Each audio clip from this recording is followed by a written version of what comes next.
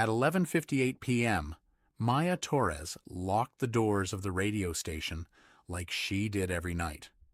She was the only host left after the graveyard shift cuts. Just her, a soundboard, and a city full of sleepless strangers calling in. Her show was called Night Frequency. People called with confessions, breakups, ghost stories. Harmless stuff. She liked the quiet company of voices in the dark. At exactly midnight, the switchboard lit up. Line 1. "You're live on Night Frequency?" Maya said, settling into her chair. "Who am I talking to?" Silence. Then breathing. Slow. Deliberate. "I know you're alone in there, Maya."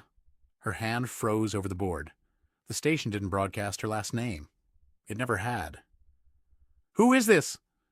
"Check the front door," the voice said, calm as still water. "I locked it for you. Wouldn't want anyone walking in on us." Maya's eyes shot to the studio window overlooking the lobby. The deadbolt she'd turned 2 minutes ago. Now, unlatched. Turning itself, slow and silent, like a held breath. She should have run. Instead, she did what every good broadcaster does. She kept the caller talking. "What do you want?" "I want you to keep listening," he said, "because in 9 minutes, something is going to happen in this building, and you're going to describe it to your audience. Live." The line went dead. Maya's fingers trembled over the emergency line. Nothing. Dial tone hummed empty, gutted. Her cell showed 1 bar, no signal, like the building itself was swallowing every frequency but his. She grabbed the studio's baseball bat, the one the janitor kept behind the door for raccoons, and eased into the hallway. Lights buzzed overhead, humming, sick yellow. The lobby door creaked, though no wind moved through it. Then Lena 1 rang again, this time echoing through the hallway speakers she'd forgotten were on. "Getting warmer," the voice said. 7 minutes. She spun, bat raised, aiming at shadows. Nothing. Just old furniture, the vending machine's dead hum, the elevator's amber light blinking like a slow heartbeat.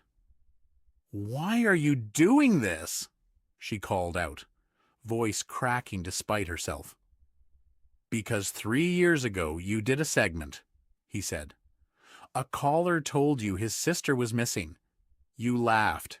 You said, and I quote, 'Sounds like she just wanted out of your life.' Then you played a song and moved on." Maya's stomach dropped. She remembered. Barely. A drunk-sounding caller, rambling, incoherent. She'd assumed a prank.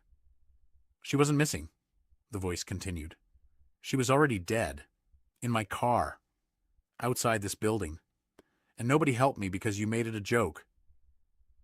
5 minutes. Maya's mind raced. The layout of the station. Old fire exit in the back, bolted from outside for security. Windows sealed since the renovation. She was locked in with something that had been waiting 3 years for this exact night.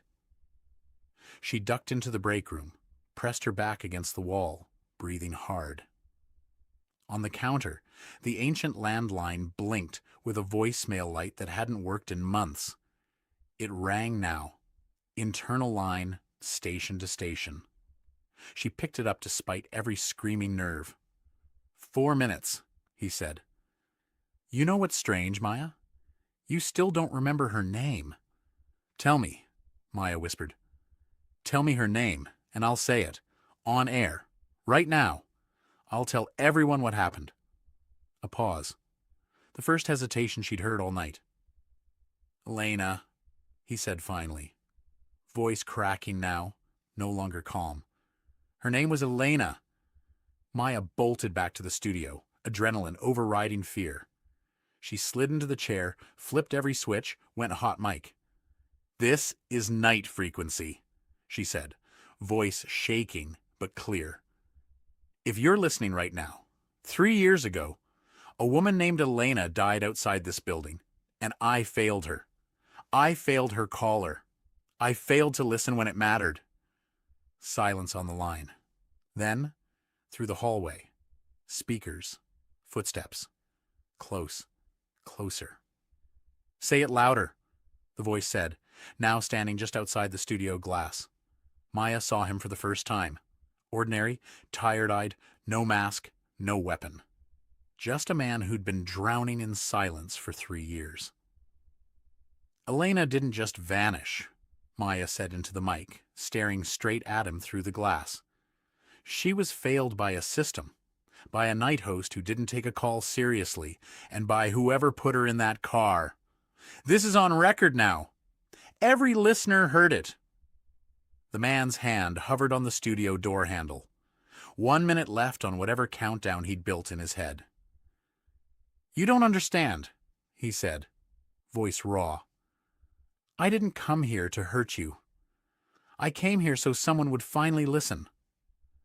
He sank against the glass, and for the first time, Maya saw not a monster, but a broken man who turned grief into the only kind of power he had left. Fear. Sirens bled through the far windows. Someone, a listener, a producer monitoring remotely, had already called it in. Blue and red lights swept across the lobby glass. They're not here for revenge, Maya said quietly, still on air, still recording. They're here because you're finally not alone with this. The man didn't run. He simply sat down on the lobby floor and waited. The fight drained out of him, replaced by something like relief. As officers led him out, Maya stayed on air, voice trembling but steady. To every caller who's ever felt unheard, she said, I'm sorry it took a night like this to remind me why this job matters. This one's for Elena. She played a song, not for ratings. For the first time in years, for someone. The switchboard lit up again. Dozens of calls. Not this one man's silence, but real voices. Real people. Finally reaching out into the dark, trusting someone was listening. Maya answered every single one. The end.